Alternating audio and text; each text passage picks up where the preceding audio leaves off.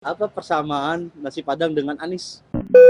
Piring kotor itu kan tadi sudah menentukan pilihan, tapi ketika ditanya pilihan Bapak Ibu masih memungkinkan untuk berubah nggak? Mereka rata-rata menjawab iya. Wah, jangan-jangan ini Caimin ini orang yang disusupin Jokowi.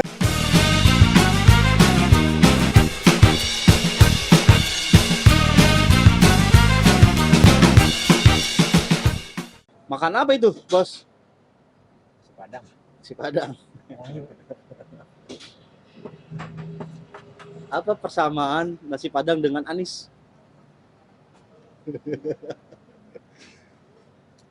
Nasi Padang gurih, Anies gurih. Gurih. Anies makanan kali. Anies pedas Tapi kan, bagi saya. ini kan Sepedas analoginya. komentar yang ngebully saya.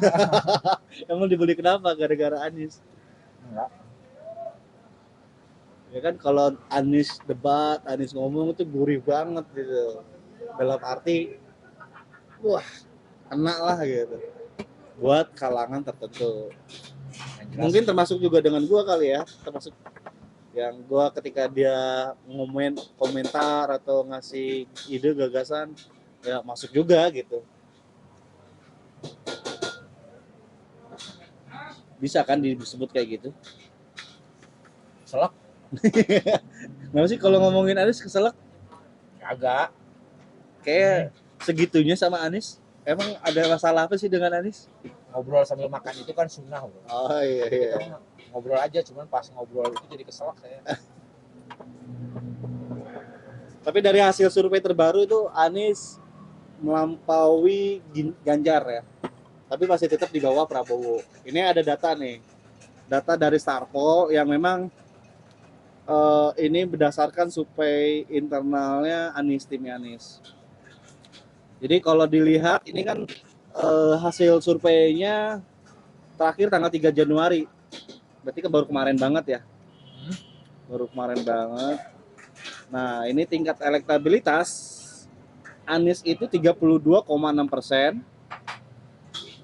Prabowo 37,9%, dan Ganjar Mahfud 18,6%. Jadi Anies dengan Amin itu selisih hanya 5% sekian. Ganjar turun lagi. Turun jadi 18. Ini khusus untuk di Pulau Jawa aja ya. Tidak se-Indonesia maksudnya. Oh, Survei yang dilakukan hanya di Pulau Jawa aja. Nah, yang menarik ya, swing voter tinggi dari hasil Star Polling ini. Swing voter itu 48,7%. Yang sudah pasti 40%. Swing voter itu kan masih mungkin berubah. Nah, mungkin kayak Pak Fatur sudah menentukan pilihan, Pak Ridwan sudah menentukan pilihan, tapi masih ada kesempatan untuk berubah gitu. Berubahnya ke Anies misalnya. Kan bisa aja kan? mungkin. Enggak. Langsung enggak ya. Enggak, maksud saya gini. Ini kan survei terbaru ini itu sangat berbeda jauh dibandingkan dengan lembaga survei sebelumnya. Kalau beberapa lembaga survei sebelumnya kan Prabowo itu di atas 40%, 43, 45, bahkan sampai ada yang 47 gitu.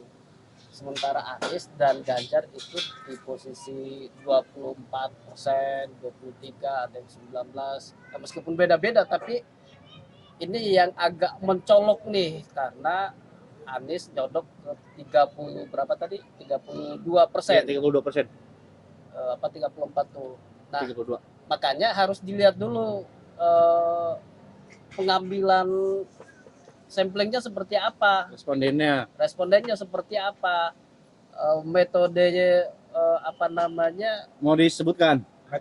metodologinya seperti apa. Disebutkan ya, metodologi populasi survei adalah penduduk Indonesia yang tersebar di 6 provinsi Pulau Jawa, yaitu DKI Jakarta, Jawa Barat, Banten, Jawa Tengah, DI Jogja, Jawa Timur, yang berusia 17 tahun ke atas atau sudah menikah atau saat survei dilakukan.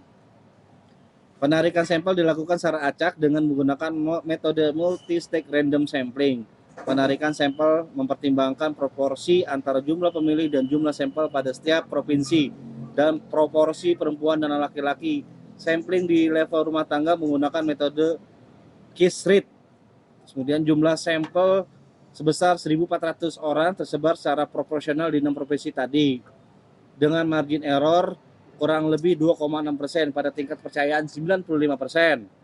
Terus survei dilakukan melalui wawancara tatap muka menggunakan kuesioner oleh enumerator yang telah mendapatkan pelatihan sebelumnya. Oke, cukup. Durasi waktu 10 hingga 24 Desember dan baru diumumkan 3 Januari kemarin. Ya. Nah, yang jadi pertanyaan berikutnya ini kan swing voternya cukup tinggi 7. 47%. Kalau sebelumnya kan 48%. iya 48%, ini hampir setengah. Iya. Swing voter itu kan tadi sudah menentukan pilihan, tapi ketika ditanya pilihan Bapak Ibu masih memungkinkan untuk berubah nggak? Mereka rata-rata menjawab ya masih berubah. Iya, gitu. makanya Biasanya kalau faktor perubahan memilih itu dari mana, Bro? Mas Tente. Kalau dilihat dari hasil survei ini ya, alasan memilih capres dan cawapres, pertama figur merakyat, yang kedua figurnya tegas, yang ketiga visi misinya bagus, yang keempat agama, yang kelima kerjanya bagus, yang keenam wawasan luas, yang ketujuh figurnya bersih dan anti korupsi, 8 figurnya pintar, 9 butuh perubahan, yang lainnya tidak menjawab atau rahasia. itu yang lainnya tidak menjawab berapa 13%. Yang butuh perubahan 1,4, masih kecil ya. Padahal Anies mengusung Nah, perubahan itu. ya. Artinya tidak kemakan gitu. Ya, iya. Isu-isu perubahan tidak Tapi laku lah di masyarakat. yang 48% itu ya Yang paling pertama itu figurnya merakyat, 17,9%. Tapi kan kalau kita lihat Anies hari ini masih elitis ya. nah, iya makanya jadi yang swing voter tadi itu kemungkinan yang merubah pilihannya untuk milih Anies itu sangat kecil, paling 1 atau 2% begitu, atau maksimal 5% dari 48% itu. Nah, yang harus digarisbawahi juga bahwa kinerja pemerintah saat ini masih cukup baik. Nah, boleh dicek di situ. Mungkin 74 sampai 80% lah rakyat Indonesia menganggap bahwa kinerja pemerintah saat ini Jokowi Ma'ruf Amin itu cukup bagus. Nah, itu berefek ke Prabowo Gibran. Jadi ya mayoritas masyarakat Indonesia masih menganggap ya Prabowo Gibran masih sangat layak karena itu adalah dia akan melanjutkan program pemerintah yang sekarang. Iya. Tapi kan menjadi pertanyaan ketika ditanya misalnya Anies, apa yang sudah dilakukan? Saya sudah melakukan sesuatu terhadap DKI Jakarta. Ganjar, saya sudah melakukan terhadap Jawa Tengah. Ketika Prabowo, saya sudah melihat dan melakukan sesuatu yang dilakukan oleh Presiden Jokowi. Jadi yang dimunculkan adalah figur Jokowinya. Kalau melihat tadi turunan Dia tadi. tidak salah. Prabowo tidak salah karena dia memang akan melanjutkan itu. Kalau misalnya Prabowo terpilih menjadi presiden, maka dia akan melanjutkan program-program Jokowi yang hari ini 74 sampai 80% menganggap bahwa programnya itu bagus. Nah, kalau bukan dia yang terpilih, misalkan Anies yang terpilih atau Ganjar yang terpilih, maka bisa jadi program-program itu ada yang tidak dilanjutkan. Maka masyarakat Indonesia mau pilih yang mana? Sebenarnya kalau mau dilihat dari kacamata yang objektif ya, program memang ada yang berjalan ya, infrastruktur paling banyak lah. Cuma program infrastruktur itu kan juga bukan tanpa masalah. Ini sepertinya tertutup karena ada BLT, ya nggak sih? Ya, itu karena hasil survei kepuasannya kepuasannya 70-80% itu sangat puas.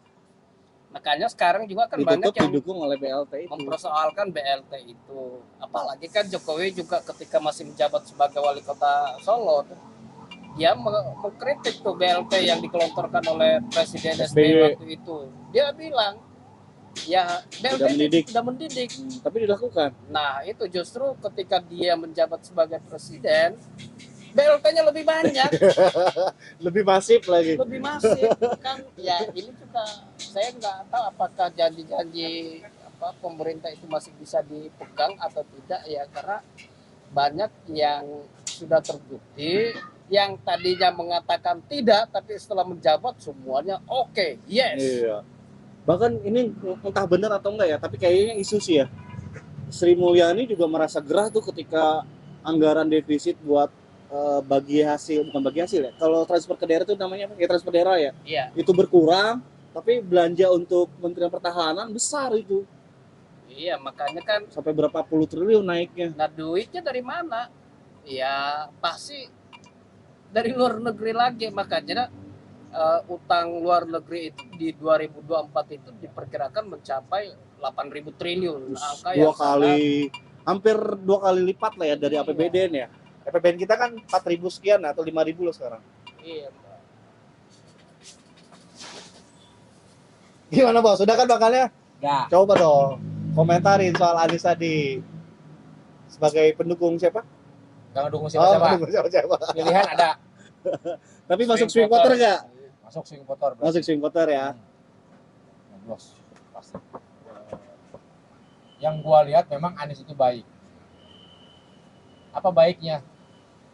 Ya di berbagai survei dia naik terus, gitu aja baiknya. Ya. Terus kemudian Ganjar jelek. Apa jeleknya? Turun terus. Kok tiba-tiba turun terus gitu. Ya. Dari yang tadinya hero menjadi hero. Prabowo juga bagus dan jelek. Ya. Nyaris stagnan. Ya, karena stagnan tadi itu. Meskipun semuanya meyakinin bahwa ini akan berlangsung satu putaran. Timnya Anies meyakinin juga sama, akan berlangsung satu putaran untuk Anies. Enggak meyakini. Karena di beberapa komentar ya mereka berharap 2 putaran. Kan gua menyampaikan apa yang mereka, bukan kata gua. Iya, mereka Meskipun- berharap 2 putaran bukan 1 putaran. Ya timnya Anies kan banyak. Ada yang pengen satu putaran, ada yang Karena pengen nggak dua. mungkin memang Kalau dari Anies sendiri kan memang dia berharap 2 2 putaran karena nggak mungkin. Tapi ketika 2 putaran ini ada head to headnya nih. Head to head ya ketika Anies melawan Prabowo. Nah ini head to head pertama Anies melawan Prabowo. Anies 47,4%, Prabowo 40,6%. Ini hanya di Pulau Jawa ya, sekali lagi 6 provinsi di Pulau Jawa. Head to head kedua simulasinya ketika Anies melawan Ganjar, Anies 57, Prabowo 26. Ini cerminan di Pulau Jawa ya, tidak mewakili seluruh Indonesia. Tapi kan kita pahami Jawa adalah etalase nasional ya, Ya betul, kawah Chandra di muka. nggak mungkin dilepas Jawa mah. Iya, pemilihnya Jadi terbesar. prioritas. Berapa persen sih? Ke Pulau Jawa nggak paham ya, cuma dari Jawa Barat aja 30 juta. Jawa Barat tuh. Jawa Memang bakal- Timur juga segitu. Memang bakal 35. menjadi seru sih kalau apa namanya tuh di putaran kedua. Iya. Kubunya mana nih? Nah ini Ganjar Anies ataukah Ganjar Prabowo? Ataukah Prabowo Anies atau Prabowo Ganjar? ya, ya. Suaranya akan kemana gitu ya setelah putaran kedua. Saya rasa kalau misalkan skema nih ya, misalkan entah siapa, apakah Ganjar yang menang atau Prabowo yang menang gitu, terus tetap kan pokoknya 2 putaran ya. Kalau Prabowo Anies ya sudah lah ya, berarti kan Ganjar juga akan melawan akan mendapatkan lawan yang lebih berat lagi. Kalau Ganjar Prabowo berarti kan di putaran kedua Anies juga akan puyeng itu. Iya. Akan kemana ya? Oh, Jokowi 100%.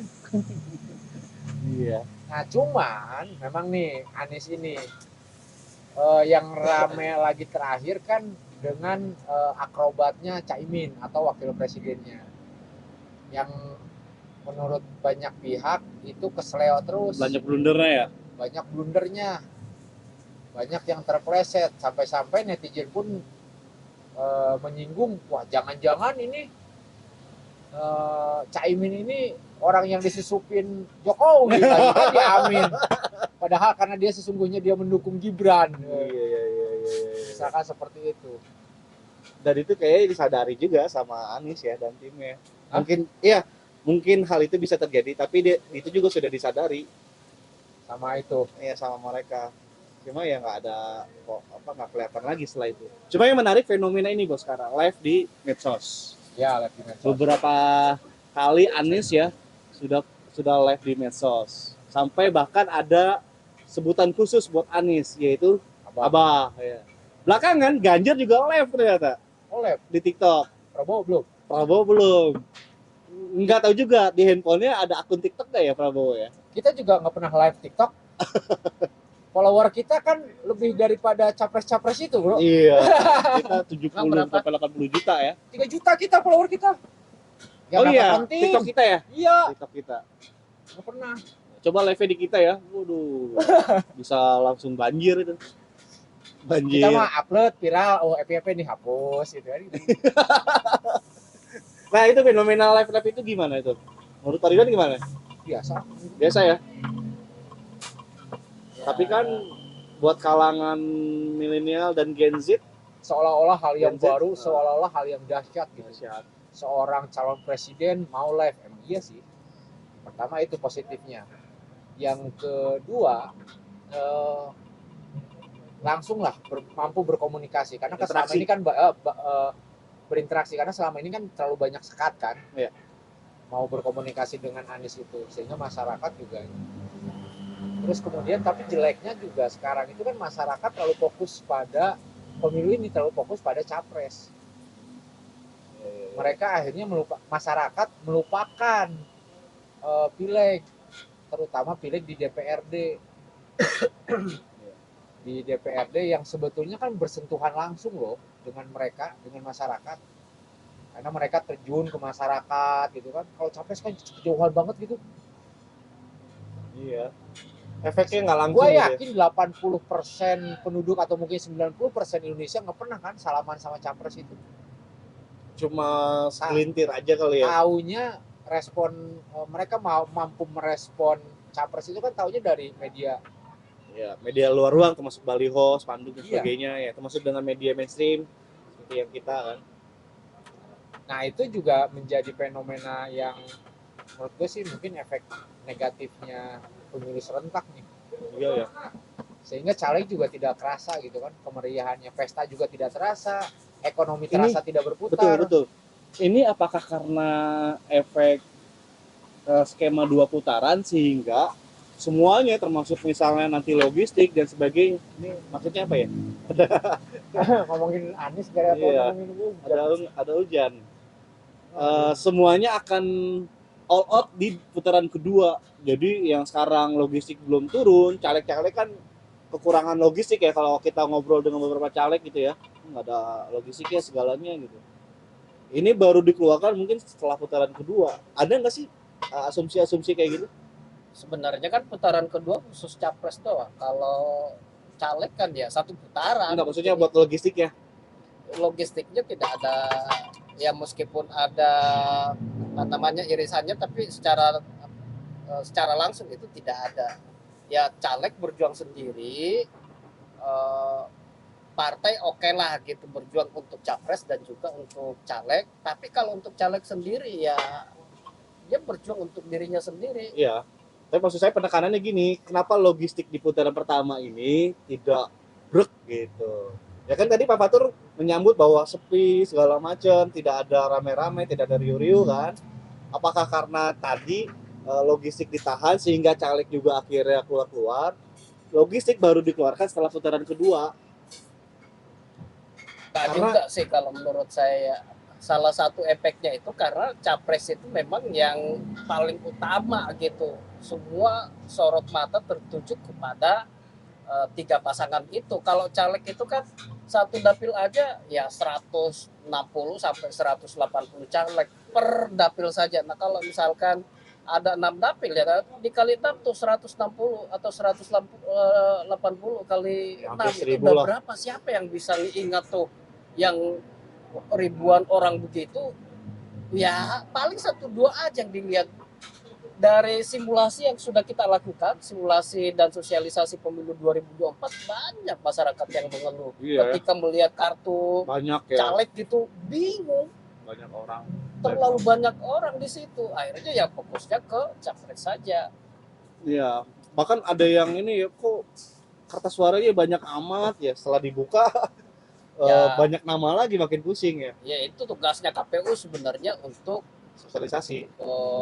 masif melakukan sosialisasi. Termasuk ada cerita ketika dia tahu nama caleg provinsi siapa, tapi dicarinya adalah di caleg atau kertas suara DPR RI misalnya. Iya. Itu juga banyak tuh temuan-temuan kayak gitu ketika PR simulasi. KPU itu iya benar. dia sudah punya jagoan misalnya di DPRD kota kabupaten, tapi nyarinya di kertas suara bukan yang warna hijau, iya warna hijau, jadi carinya adalah di warna kuning yang DPR RI gitu. Pertama Sehingga itu tugas KPU untuk masif melakukan sosialisasi. Yang kedua juga tugas caleg untuk turun langsung ke lapangan memberikan sosialisasi kepada masyarakat, terutama di basis-basis bahasa mereka, untuk memberikan pemahaman bahwa nanti di pemilu ada 5 kartu suara. Nah, saya misalkan kalau saya caleg DPR RI, saya adalah caleg DPR RI, warna kartu suaranya ini, partainya ini, nomor nomor urutnya sekian. ini, itu harus sampai ke situ. Jangan sampai mereka mengantarkan serangan pajar, wah itu yang bahaya. Maka terjadi serangan pajar. Ya, yang terjadi selama ini kan begitu, itu lumrah. Kalau serangan bansos dan BLT bukan serangan pajar. Itu serangan apa itu, tengah malam. Kita kan lagi ngomongin capres Anies ya, ke caleg-caleg ya. Emang menarik ya, betul nggak? Ketika Ya ngomongin karena Anies menarik. tarik temali Oh, iya, iya. nggak bisa Berkaitan ya. diinikan, berkaitan. Cuman yang kita akhirnya, kalau saya sih, saya menyayangkan masyarakat terlalu fokus pada copras capres dan mengabaikan caleg, terutama di DPRD yang sebetulnya bersentuhan langsung, Iya, betul. berkomunikasi langsung dan dia merasakan langsung. Iya, karena nanti ketika caleg ini yang jadi, mereka inilah yang akan menyampaikan atau menyalurkan aspirasi rakyat, terutama konstituennya itu. Sederhananya, ketika ada anggota keluarga saya yang sakit, misalkan ketika terkendala masalah fasilitas kesehatan dan sebagainya, yang ditelepon, yang bisa ditelepon ya mungkin caleg, Iya, anggota ya. DPRD itu alegnya. DPRD, bener. Kalau nelpon presiden langsung mah, waduh siapa yang mau merespon bro? Itu aja nih, kalau gue lihat di betul. saat ini. Setuju saya. Tapi kita lihat saja nanti di 14 Februari, apakah nanti 2 putaran atau 1 putaran, karena memang Anies ini menarik. Anies sudah menjadi, ya banyak disebut, Anies sudah menjadi bubble. Bubble. Iya, Apa itu? gelembung, Oh, bubble. gelembung. Anies bubble, gelembung. Jadi wah banyak letupan-letupannya sampai di TikTok dan sebagainya. Kan survei LSI bahwa yang menguasai media sosial adalah Prabowo Gibran kan. Ya, Tapi sekarang Anies juga dengan live-nya itu ingin mencoba masuk di situ ya. Nggak tahu itu akan berubah nggak hasil surveinya. ya tiba-tiba. Anies itu kan cuma di Twitter doang Iya. menguasainya. Anies- Instagram, Facebook, TikTok. Ya, Anies juga gimana? Kemana aja kemarin saat kisruh TikTok dan pedagangnya itu? Oh iya, online shop ya. Iya, dia malah sembunyi. Anies gimana sih? Harusnya komentar ya. Harusnya komentar. Setelah ini dia ini mencari panggung di situ. Ya, nama juga politisi. Dia politisi apa sih sebutannya? Akademisi, Akademisi ya. Tapi kan sekarang lagi di momen politik. akademisi yang politisi. Politisi yang akademisi. Iya. Kita lihat aja dah nanti perkembangan selanjutnya. Terutama debat tanggal 7 Januari nanti ya. Ya, di hari Minggu Kita live nggak? kayaknya sulit. Kemarin coba live ini ya. Ada trouble. Iya. Dah, kita aja kita lihat nanti.